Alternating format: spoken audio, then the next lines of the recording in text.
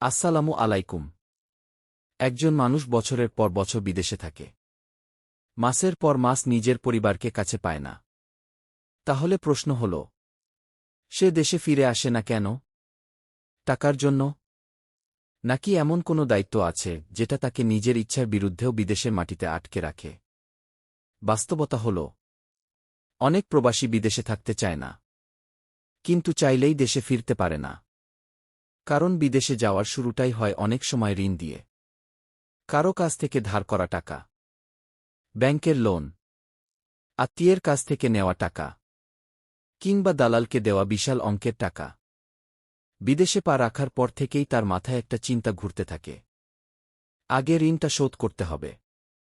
বেতন কম হোক, কাজ কঠিন হোক, দিনে 10-12 ঘণ্টা পরিশ্রম করা লাগলেও তবুও সে কাজ করে যায়। কারণ তার উপার্জনের ওপর শুধু সে নিজে নির্ভর করে না। দেশে হয়তো তার বৃদ্ধ বাবা মা আছেন, স্ত্রী আছেন, ছোট ছোট সন্তান আছে, কারো পড়াশোনার খরচ আছে, কারো চিকিৎসার খরচ আছে, কারো ঘরের ভাড়া দিতে হয়। প্রবাসীর মাসের শেষে পাওয়া বেতনটা তাই শুধু তার নিজের টাকা নয়, ওই টাকার সঙ্গে জড়িয়ে থাকে একটা পুরো পরিবারের বেঁচে থাকা। সবচেয়ে কষ্টের বিষয় হল, সে যখন ফোনে সন্তানের কণ্ঠ শোনে তখন হয়তো সন্তান বলে, বাবা তুমি কবে দেশে আসবে? প্রবাসী হাসিমুখে বলে, খুব তাড়াতাড়ি আসব বাবা উই।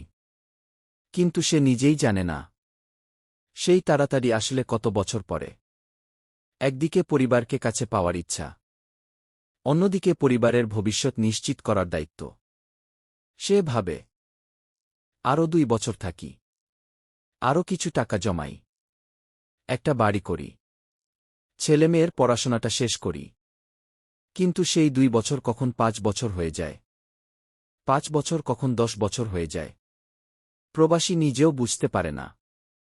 আর একটা সময় এসে সে বুঝতে পারে, যে সন্তানকে ছোট রেখে বিদেশে এসেছিল, সেই সন্তান এখন বড় হয়ে গেছে।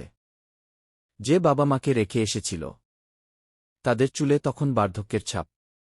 আর যে মানুষটা বলেছিল, কিছু টাকা জমিয়ে দেশে ফিরে যাব, সে হয়তো আজও বিদেশের কোনো শ্রমিক ক্যাম্পে বসে সেই স্বপ্নটাই দেখছে। কারণ দেশে ফিরে যাওয়ার পর একটা প্রশ্ন তাকে ভয় দেখায়, ফিরে গেলে করবটা কি? বিদেশের আয় বন্ধ হয়ে যাবে, সংসারের খরচ চলবে কিভাবে, সন্তানের ভবিষ্যৎ কি হবে? তাই প্রবাসী নিজের সুখটাকে পিছনে ফেলে দেয়। ঈদের দিন পরিবার থেকে দূরে থাকে, সন্তানের জন্মদিনে ভিডিও কলে শুভেচ্ছা জানায়, মা অসুস্থ হলে ফোনের ওপাশে সে ফিরতে চায়, খুব বেশি চায়।